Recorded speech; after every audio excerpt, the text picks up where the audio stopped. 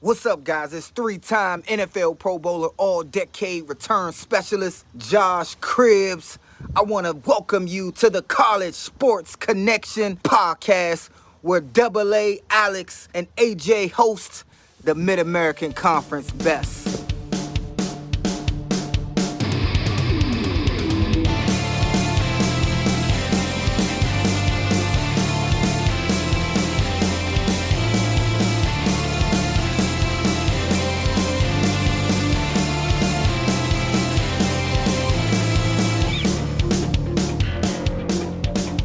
All right, everybody, welcome back to the CSC podcast, all action, all the time.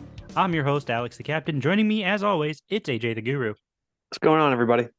AJ, welcome back. Felt it was appropriate. The Mid-American Conference football schedule for 2023 dropped today.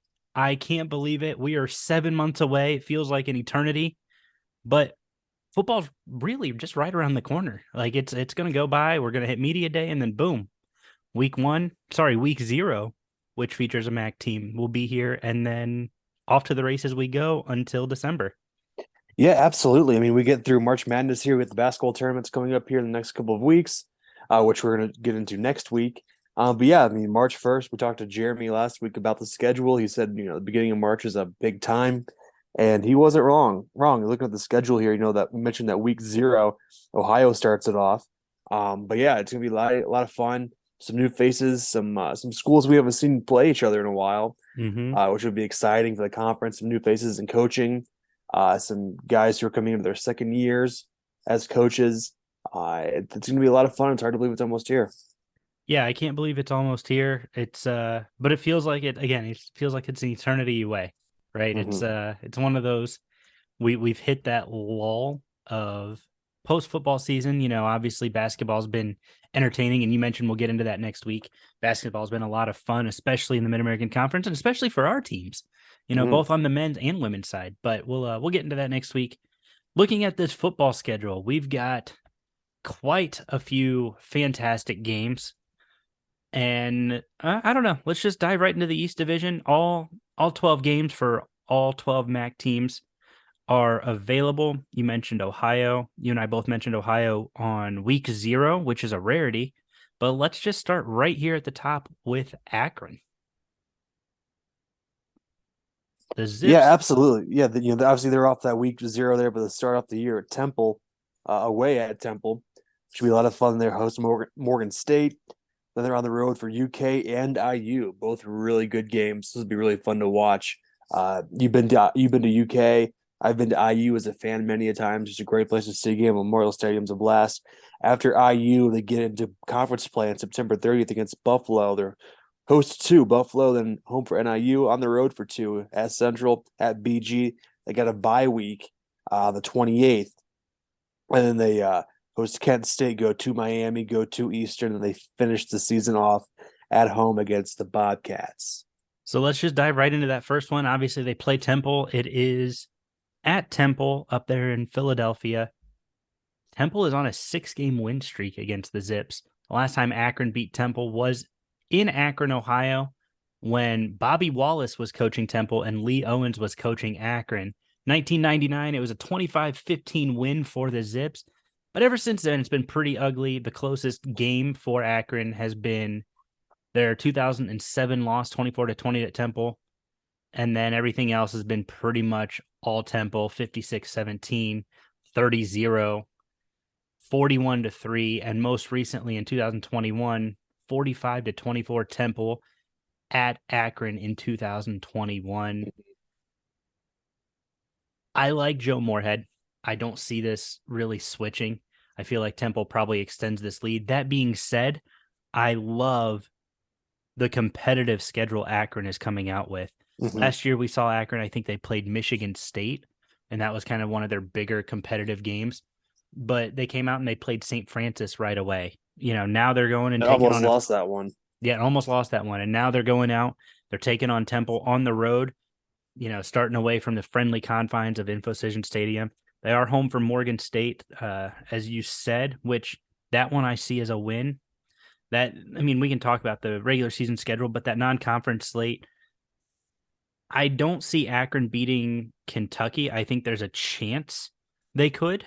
They lost their Will Levis, their Heisman candidate, if you will, quarterback. I like Temple against Akron at home. I like Akron against Morgan State. On the road against UK, give me Kentucky. But Indiana, September 23rd, they traveled to Indiana over to Bloomington. Indiana's been such a hit or miss team the last several years. We've seen Bowling Green beat them. We've seen, MAC teams have the ability to beat Indiana. Indiana is on a 3-game win streak against the Zips as recently as 2010, 35-20 in Bloomington. They've actually have only played once in Akron, so this will be the Zips' third trip to Bloomington. But these games look like they've been fairly competitive, and I don't see Akron winning it, but, stranger things have happened. Yeah, without a doubt. Obviously, we'll get into conference play as the season goes on. Really just curious about these non-conference games because when you look across the board, there's a lot of heavy hitters.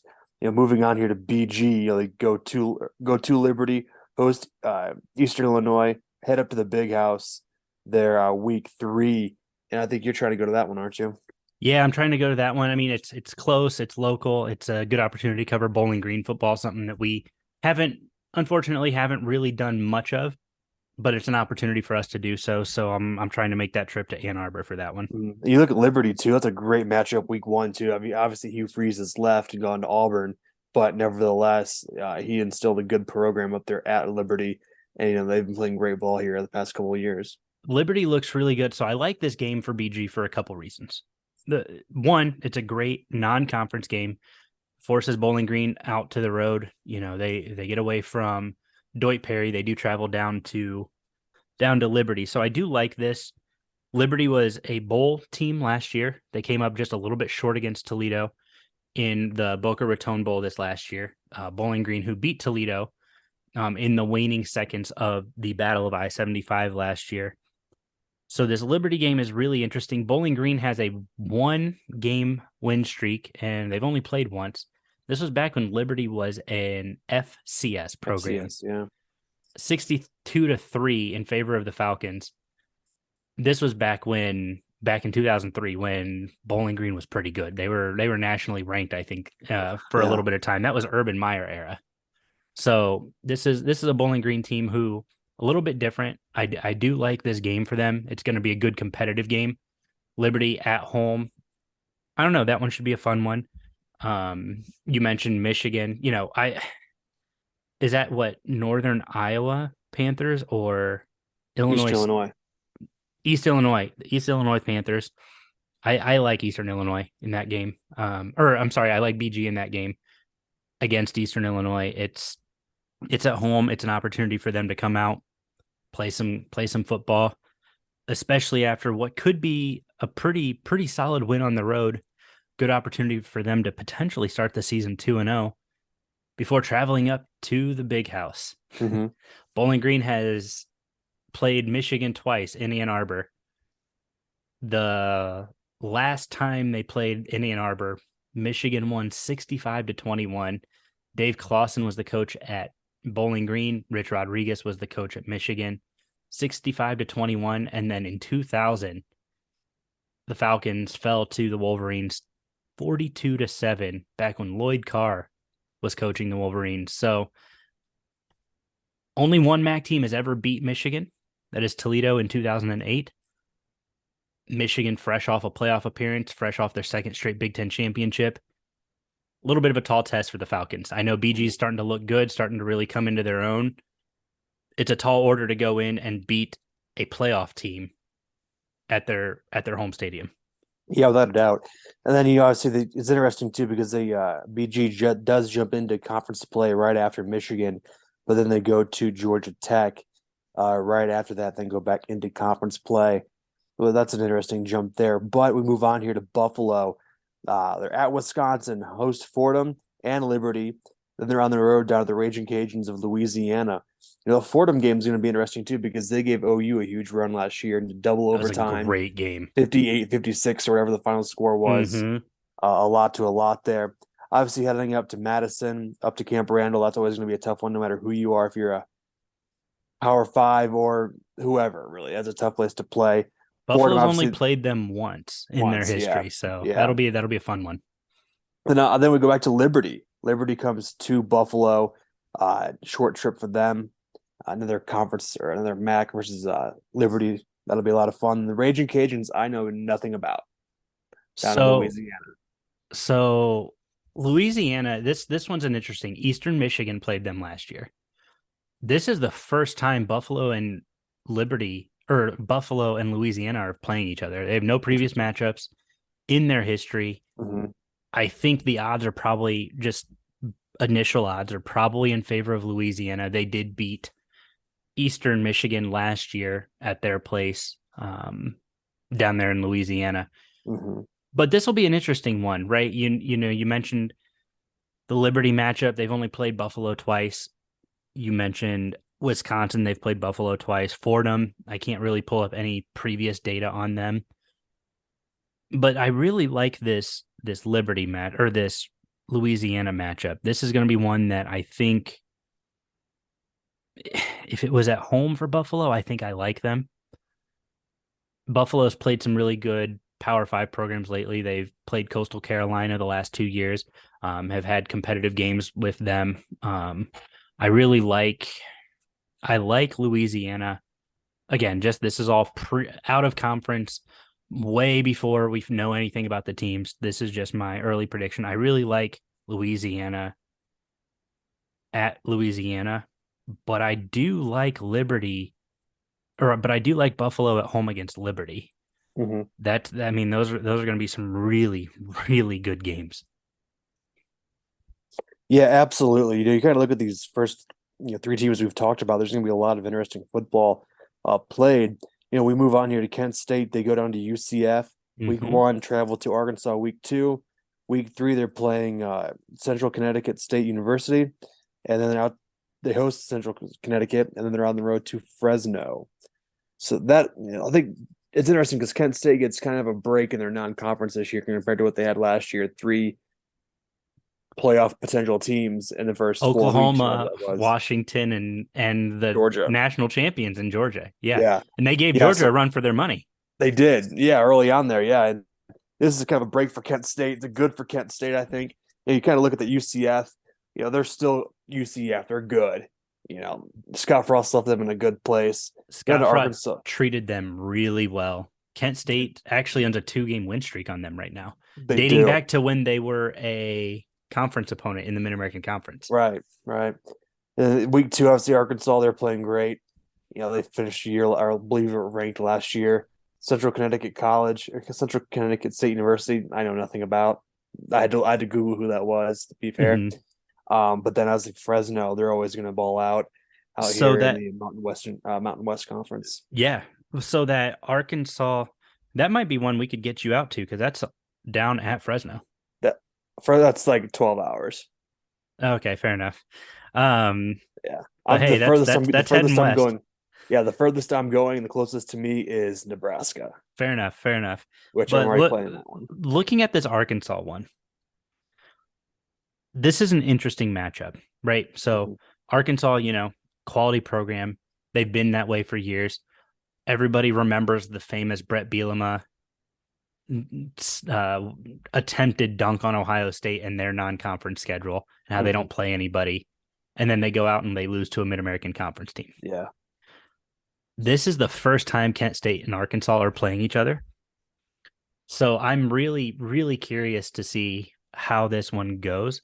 This is actually, Kent State has a really interesting couple of matchups here because this is also the first time they play Fresno State.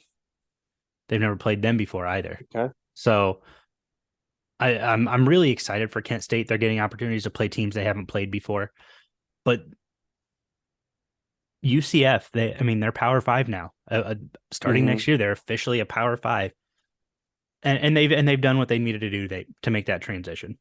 So I really think that, yes, Kent State's taking a break. I don't think you have really any playoff contenders on this schedule this year, but you can't overlook anybody. I mean, this is a quality non-conference schedule. Kudos and hats off to Kent State for making this schedule and for making it happen. Yeah, without a doubt. It's like I said, it's not as bad as last year because they did have the toughest schedule in the country last year. There's no doubt about it. Oh yeah, hands down in the Mid American Conference, even if it wasn't the country, they Mhm. went out and I mean they put up a fight against teams that they probably shouldn't have been in games with. No, So without a doubt. Moving on here to Miami of Ohio, we get the Battle of Miami's week 2. Red mhm, Hawks traveling down to Miami, Florida to take on the Hurricanes. Week 2, they're at UMass. Week 3, they're at Cincinnati, which is at Nippert. mhm. And then week 4, they host Delaware State.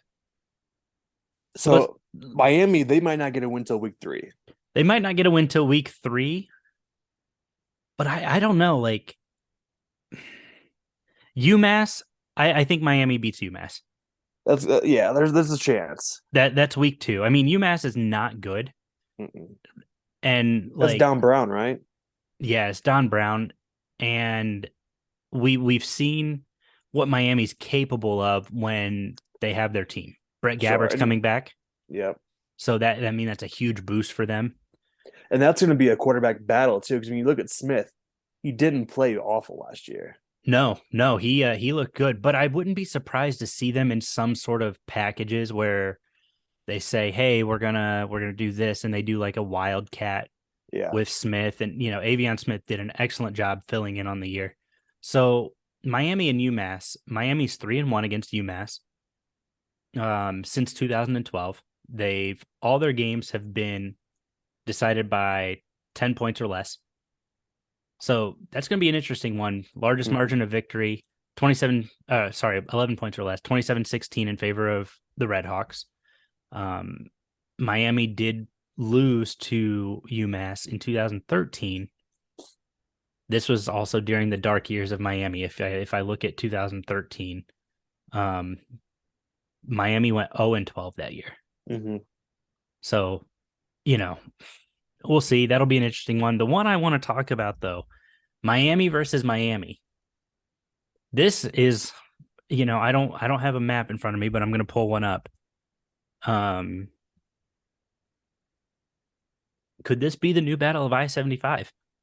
We're going to find out here. No. Why not? I don't like it. I do like it.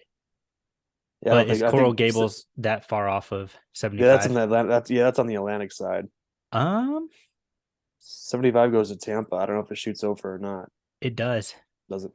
It shoots over to Fort Lauderdale, and then shoots down to it shoots down real close to Coral Gables. Like it's like a 10-minute drive. Gotcha.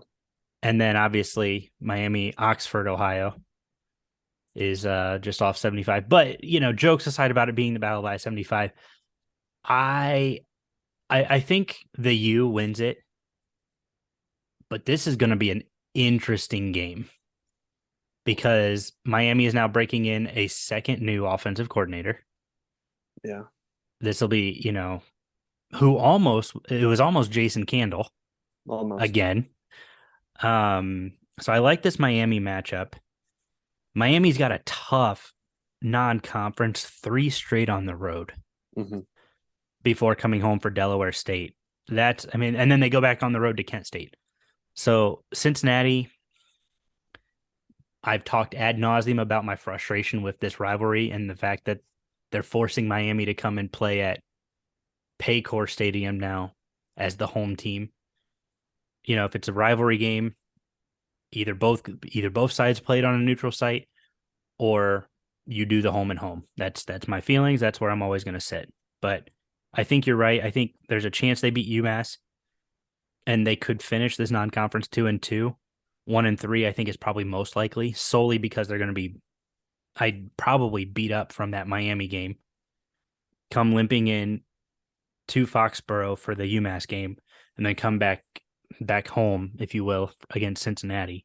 Mm-hmm. But that's going to be an interesting non-conference to kind of keep an eye on. Yeah, it really will. Move on here to OU, starting the year or season off week 0 at San Diego. Come back to Athens to host Long Island.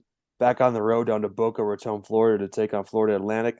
Then they're home hosting Illinois State, or excuse me, Iowa State, rather. Mm-hmm. Miles traveled, though. I think this might be the most in the MAC, heading out to California, coming back to Athens, and going down to Boca, then coming back. Yeah, this is an interesting one. So this is a week 0 matchup, which I really like. So that gets more eyes on the Mid-American Conference early on in the season. This gives Ohio an opportunity to be front and center. I don't know how many week 0 games there are, but In the MAC, that's the only one. In the MAC, that's the only one. I think nationally, there's only just a small handful. There's only like 4 or 5. So good opportunity for Ohio, who currently owns a 1-game win streak over the Aztecs dating back to 2008, where they played against San Diego State in Frisco, Texas, for a 27-0 win for the Bobcats. Frank Solich was the coach for the Bobcats, the longtime coach. And then Rocky Long coached San Diego State during that. So that's an interesting one. So I like that game. The Florida Atlantic game is the one I have circled on my calendar. Last year, the Bobcats came away with a 41-38 win at Peden Stadium. Going down to Boca Raton, this is going to be an interesting one. I really like this series. I think both teams match up really, really, really well. So this will be a fun one to watch. Yeah, without a doubt. And then you bring Iowa State to Athens, to Peden Stadium. That'll be a lot of fun, obviously, because Campbell is a former MAC guy, and so he understands it, and he's coached there before. And it's an opportunity for Ohio to get revenge after last year's game. Absolutely. So that'll be a great opportunity to be on national television as well. Great exposure for OU. That'll be a lot of fun to watch. So that's it for the East. We'll move on to the West here for school Ball State. They're going to get a grind out here early on in the year. A little bit. At Kentucky, at Georgia, home for Illinois State, and home for Georgia Southern. Kentucky owns a 1-game win streak over the Cardinals. 2001. It was a close one. Bill Lynch back for Ball State. Wow, that's a throwback name. Yeah, I met him when he was the head coach at IU. Okay. And his son is the offensive coordinator. So that's a little bit of a throwback. I like seeing that. And then Guy Morris coaching Kentucky that year, and that was down in Lexington. So that'll be a fun one. It's tough for Ball State here. You know, we talked about Kent State and their traditional non-conference grind that they put out.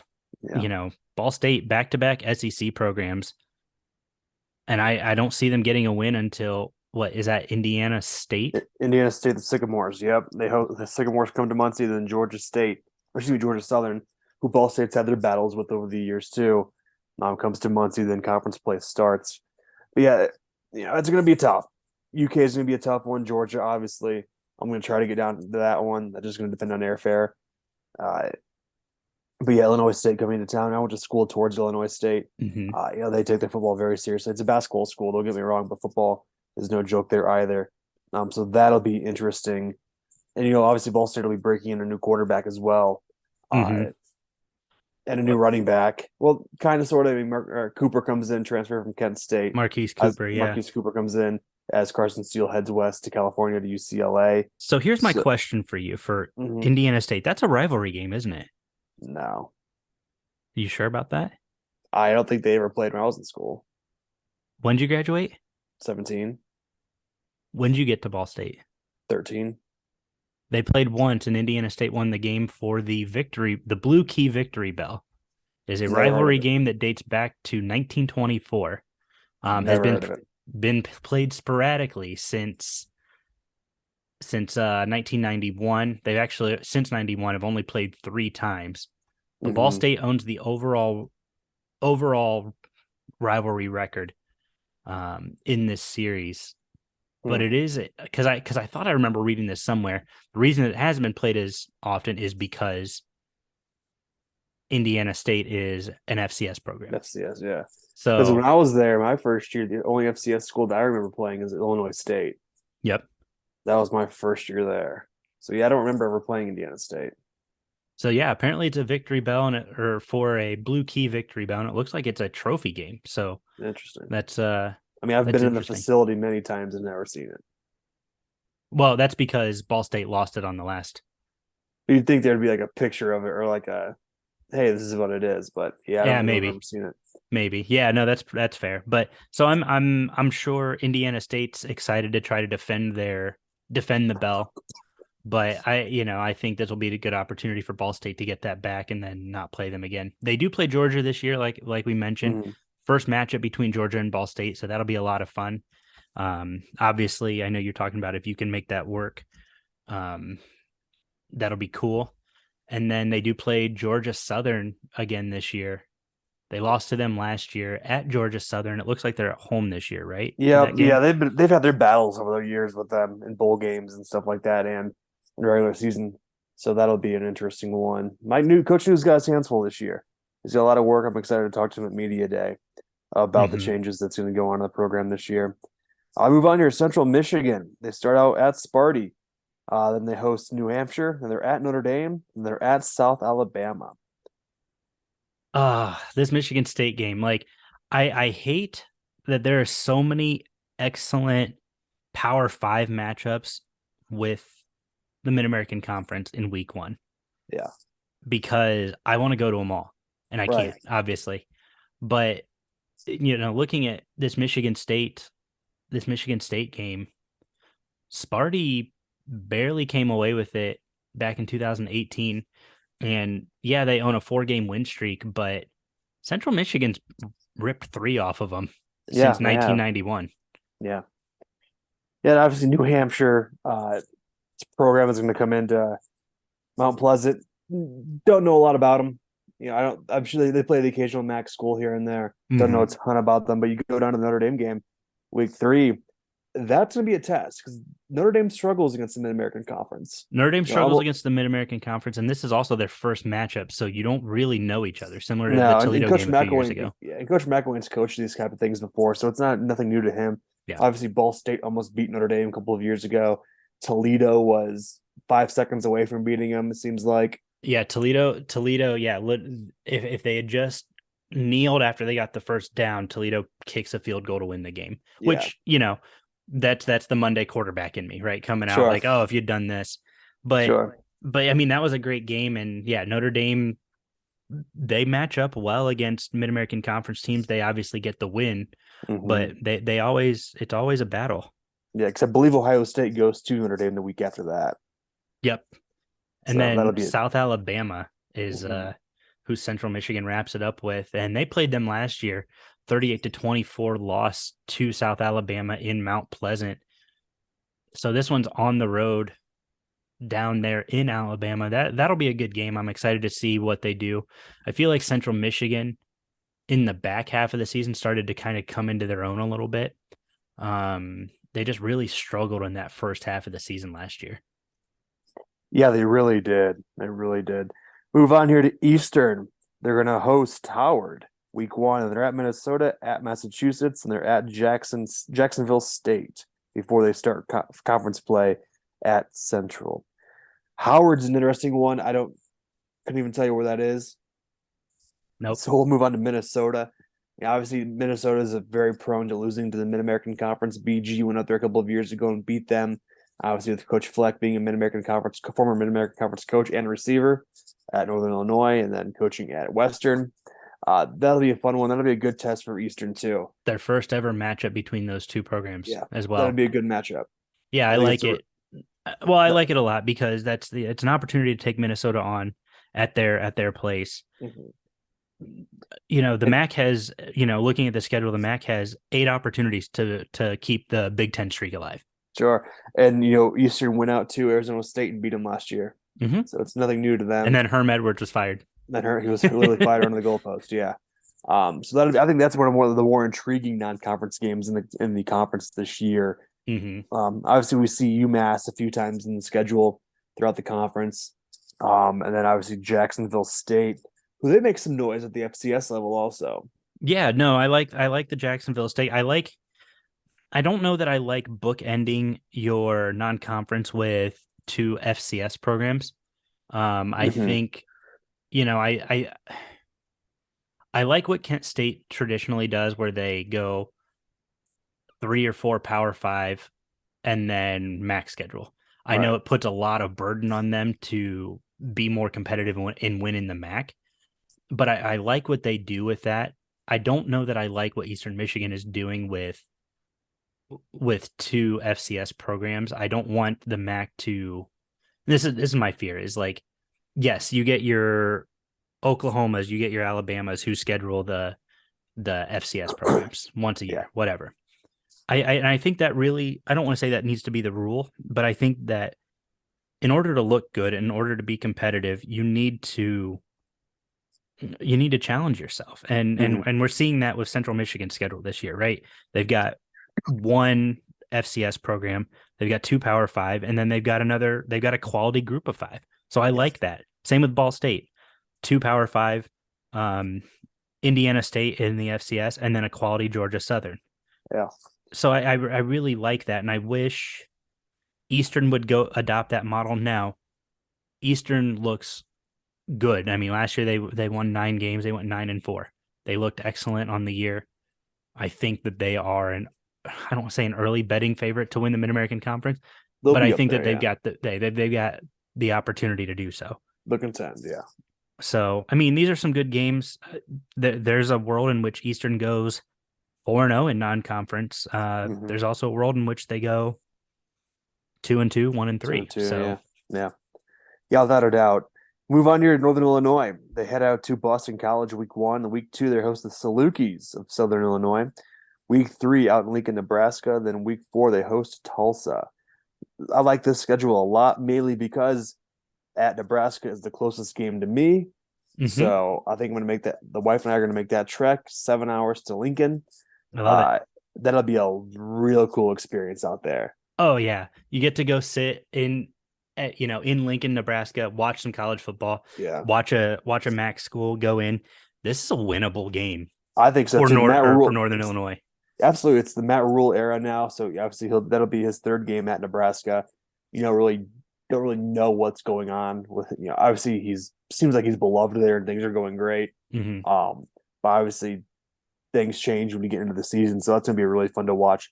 The Salukis of Southern Illinois, they've always been a relative program in the FCS, mainly because they're the Salukis. Nobody knows what a Saluki is. It's a Greyhound, apparently. Right. Then obviously week 1 at Boston College.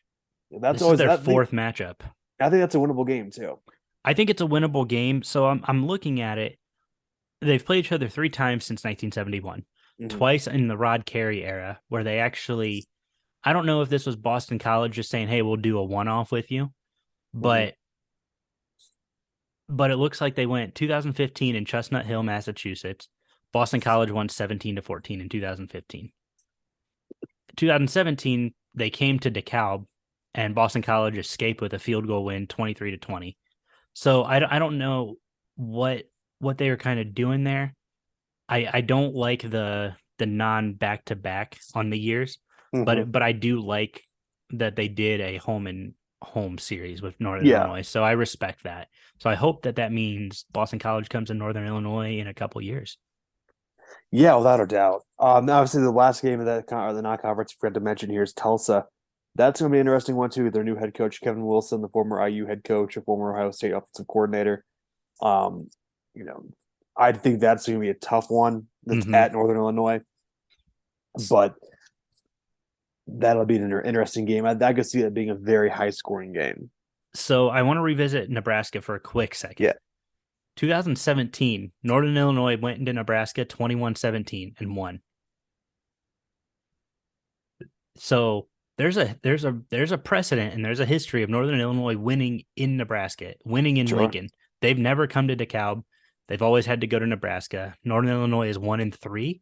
And in 2019, it was Thomas Hammock's first season as head coach, and they lost 44-8 against Nebraska.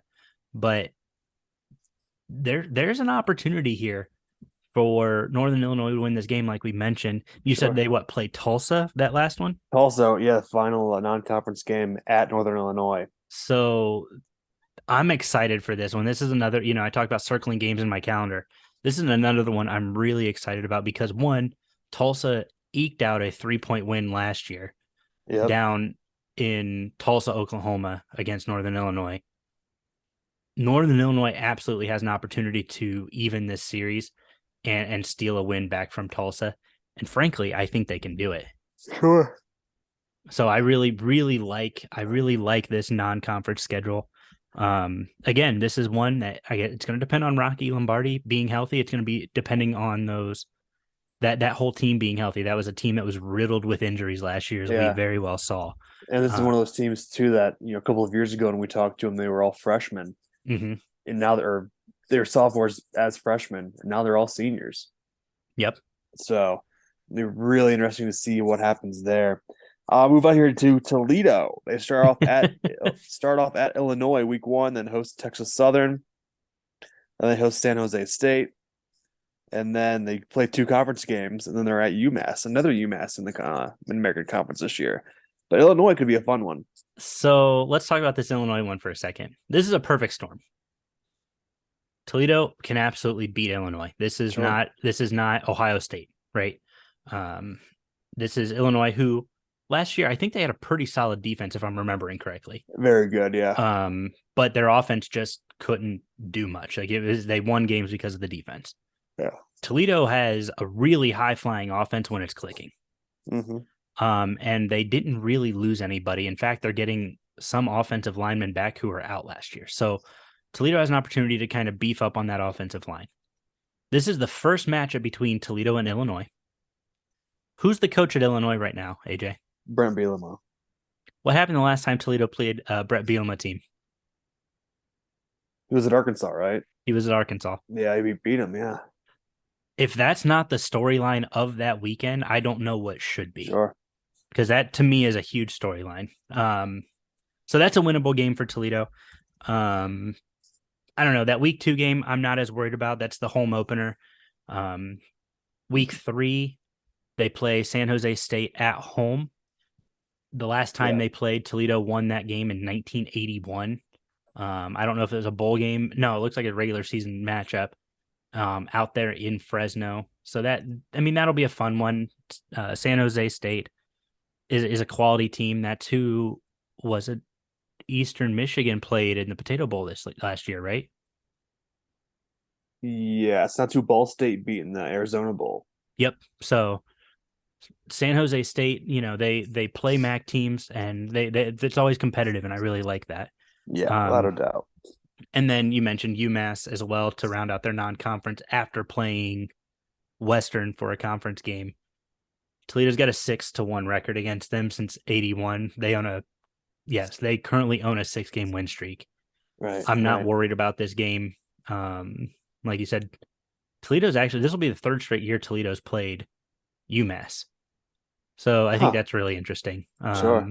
For a former conference opponent, this is it's popping up a lot on the conference schedule. No doubt.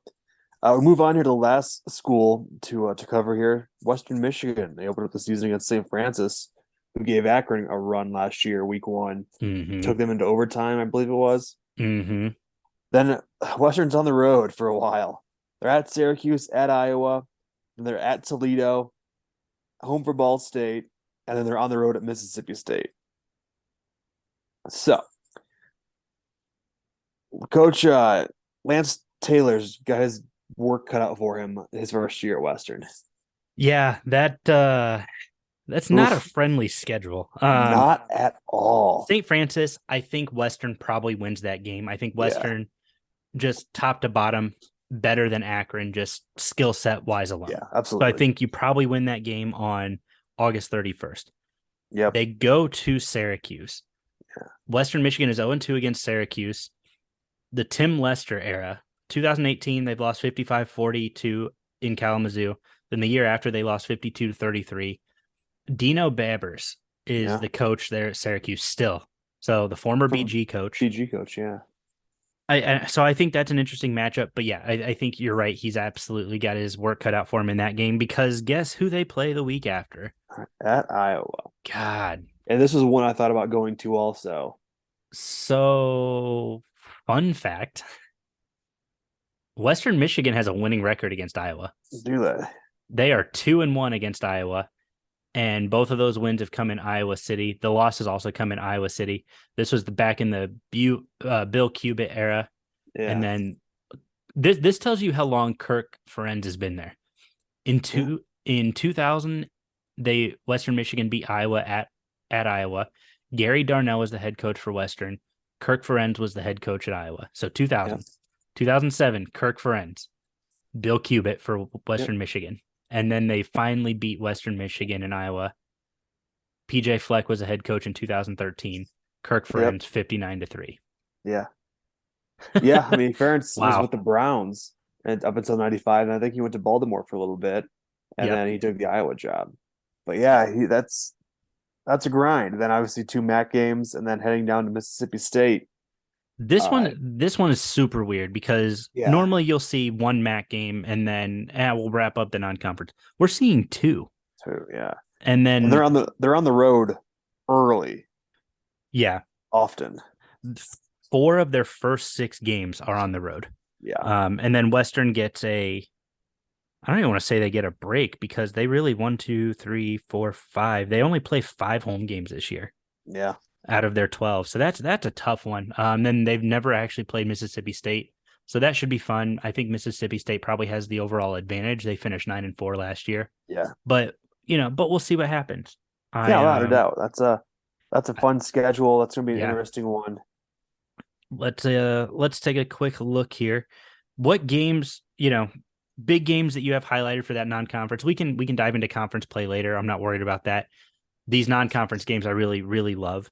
Is there any game that really sticks out to you in particular that you're pumped for? Games that you're saying are must watch TV?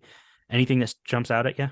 Obviously I'm gonna say the Nebraska NIU game because I plan on going to that, so I'm excited to watch that. Mm-hmm. But I think, I think Kent State, Arkansas could be an interesting one. Okay. I think that could be extremely interesting. But then I think also Akron could go down to Bloomington and beat the Hoosiers. Like that's not out of the realm of possibilities. It's happening. really not. And so I think that's a real possibility. But I think TV wise, it'll be fun to watch Miami and Miami. Mm-hmm. I think just from a fan perspective, that'll be a fun one to watch. I'm excited for that Miami game. That's going to be a good one. I think I really like this Ball State Georgia Southern game. It's the same week as the South Alabama Central Michigan game. I like both of those games. I think they're both going to be really competitive. They're going to be quality games. I really, really dig. And you can say whatever here, but I really dig the Buffalo Liberty game. Yeah. In week 3. That to me just feels like it's going to be a really good game. Yeah, it has the opposite possibility of being a really good one. And then, Buffalo at Wisconsin, Luke Fickle era. The first one he's gonna have to face. So there's gonna be some hurdles in that one, no doubt about it. Yeah, but Maurice Lingus is not gonna take it laying down. That's for sure. He's gonna have his guys ready. Sure. So then you look at BG going to Georgia Tech. NIU beat Georgia Tech a couple years ago at Georgia Tech. Yeah, so that's not the possibility of realm too. It's really not, and that's what I really love about this schedule. I think these teams did a really nice job of scheduling these non-conference games. I love the Ohio at San Diego State game in that week 0. 1, it's a good highlight for the Mid-American Conference, but 2, it's just that's going to be a really good game. That's a game Toledo lost by 2 last year. Yeah. Or maybe it was by 3, but that was a really good game last year. And I think Ohio is going to look really good. Curtis Rourke is going to be back. So he's been there for 20 years. Yeah. Year 21. Here we go. Right. His years of eligibility are old enough to drink. So I'm really looking forward to that game. Any upsets that are jumping off the table for you? I know you talked about a couple games that are going to be really good. I see a couple. Toledo, I think, could beat Illinois. Northern Illinois could beat Nebraska. Well, I'll just go down my list starting from the east to the west. I think Akron has a shot against Indiana. Bowling Green, Georgia Tech. Mm-hmm. Buffalo, I don't know that I would call it an upset, but if they won against either Liberty or Louisiana, I would say that was a good victory. I don't think they beat Wisconsin, but I think you win one of those two, that's a quality victory. Kent State, I could see them knocking off Fresno State. You talked about how they were just a quality Mountain West program. And I think that that's a good test for Kent State. This is gonna be my one big declaration. Miami beats Miami week 1, and I'll let you decide which Miami I'm talking about. Ohio, I really like the San Diego State game again. Like I said, I'm pulling for Ohio in that one.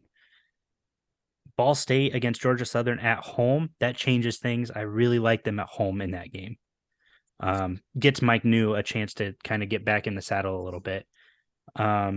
Central Michigan, they've beat Sparty before. They beat him as recently as 2009. I don't think it's impossible to say that they could do it again. Eastern Michigan, they're going to go up to Minnesota and win. I see that happening. I see a couple Big Ten losses this year. Yeah. Northern Illinois again, Nebraska, Toledo at Illinois, and then Western Michigan. I think their best chance of an upset is probably Syracuse. I don't see them beating Mississippi State. I don't see them beating Iowa. So I'm going to go Syracuse. And those are my upset picks. Sure. I mean, I think Akron over IU for sure. BG over Georgia Tech. Mm-hmm. I like a Buffalo. And I'm looking at a Buffalo win over Fordham is a quality win. Because Fordham just kind of ran the table at that level.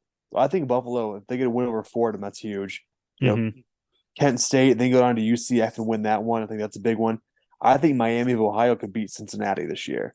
No Luke Fickell. I don't know who's their head coach now. He's the guy from Louisville. Yeah, the Louisville guy. Yeah, so that's obviously going to be it's a rivalry game at Nippert, but I think Miami of Ohio can actually win that one. I think OU goes to San Diego State and wins that. I'd agree Ball State, Georgia Southern's a big one. I think Central Michigan gives Notre Dame a run for their money. Eastern, the Eastern goes to Minnesota and wins that one. NIU, obviously you talk about the Nebraska one, but I think they can go to Boston College and either keep that one close or win it. I think they have a real strong possibility of doing that. Toledo and Illinois for sure. And then I agree with you on Western and Syracuse. Okay, I like it. No, I mean this is a great non-conference slate. Yeah. I love what they did, what these teams did to try to push themselves a little bit and to try to, help their national standing, because I think that's going to be part of it, right? Going forward, now that the playoffs are going to be expanding to 12 teams, every group of 5 team is going to hey, we have a shot here. Sure. Now you got to start scheduling a little bit tougher. You gotta make your non-conference look as good as you can for a potential at-large, down the road. This isn't, it's not going to be a cakewalk. It's not going to be a gimme, but you got to start making your non-conference look good. So the Kent State scheduling 3 Power 5 programs. Now you got to win those, right? Yeah. It's good to schedule them. It's good to test yourself. Maybe don't test yourself against 3 nationally ranked teams, but test yourself against quality Power 5 programs. Sure. Like last year's Illinois. Toledo's got a great test against them this year. Illinois went 8-4 last year. 8-4, yeah. They start off the year hot too. Or 9-4. They won their bowl game, didn't they? Yeah. Yeah. So yeah, I mean those are all things that they could really do and be successful at. So you win those games, you get the national attention. So yeah, absolutely. I think that these schedules look good, and these teams did a really, really nice job. And the conference has done a great job over the past couple of years of getting some quality P5 schools, playing the SECs, playing the Tennessees, Kentuckys. Now we got Georgia this year. We had Oklahoma last year. So doing a great job of playing top national brands that are guaranteed primetime TV. Yeah, and I think that's the other part, right, is you're putting the school's name in front of people. I think Brian Blair out of Toledo last year, he talked about that, about how important it is to have national eyes on your brand. Sure. Well, Coach Jim Echoing talked about that too. He goes, I know it's a money game. He told it right to our face. But it's a money game, but hey, we win it. Cool. Thanks for the check in the win. Sure. It's like what they did against Oklahoma State a few years back when they went into Stillwater and won that. I almost went back and beat them last year. Mm-hmm. They're ready this year, though. I think they but yeah, I mean, so it's, we consider them the money games, but I think if you're a head coach, use them as an opportunity. You may lose. I mean, Bowling Green going into Michigan, I'm sorry, I just don't see that happening. Mm-hmm. And I know we've said that before, but even with the Toledo upset loss to Toledo, the Toledo upset win over Michigan back in 2008, when both teams finished well below 500, I just don't see a 6-7 Bowling Green going in and beating a 13-1 Michigan. I just don't see it happening. Just like Toledo going into Ohio State last year. Mm-hmm. I didn't see it happening. I was hopeful as a fan, of course. In that first quarter, I had a lot of hope. But those things settle down. Those games and then you see how all 4 quarters play out. Sure. But and those big games are great for you and I because it gives us an opportunity to go to stadiums we never go to. Isn't that the truth? So I'm already looking forward to this. This is a great schedule. Yeah, I'm really pumped. And dude, we've got a basketball tournament next weekend. We do, which we're going to get into next week. God, I'm so pumped. I can't believe it. I'll be in Akron or in Cleveland for that, for just the last day. And yeah, like you said, we'll do our preview show next week. We'll have that up for you guys. Looking forward to that. A lot of things can happen for that number 1 seed on both the men and the women's side. A lot of great games coming up. Yeah, a lot of. I think Toledo got the win tonight. The women did. Cool. So yeah, there's a lot going on, but it's gonna be fun. We won't spoil too much until we get into it next week. But I'm looking forward to it, and it'll be fun to watch too. Yeah, absolutely. I'm all for it, and yeah, it'll be a good one. AJ, anything else you want to throw out there for our listeners at home tonight? That's it for me. Cool. Well, thank you guys so much for tuning in. We're looking forward to this football schedule, and we'll get into basketball next week. But until then, we'll see you guys next week. See ya.